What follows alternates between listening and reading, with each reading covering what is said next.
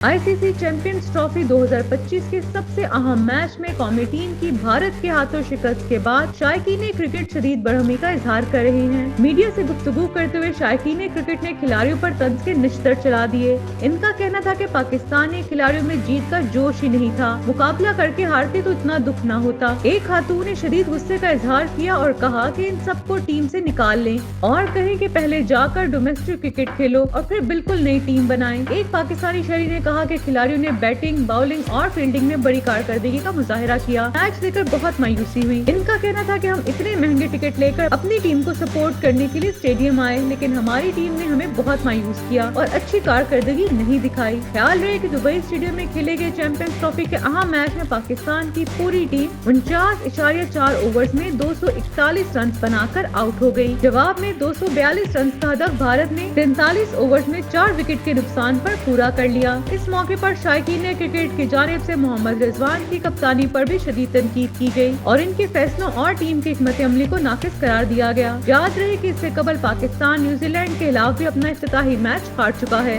इलावा अजी Pakistan cricket team के साबिक विकेट कीपर कामरान अकमल ने कहा कि पाकिस्तान की बैटिंग लाइन ने एक मरतबा फिर मायूस किया। एक निजी टीवी प्रोग्राम में भारत और पाकिस्तान के अहम मैच के हवाले से गुफ्तगू करते हुए साबिक क्रिकेटर का कहना था कि कौमी टीम की बैटिंग ने बहुत मायूस किया। भारत ने अपनी टीम बनाई है और मेहनत की है जो नजर भी आ रही है।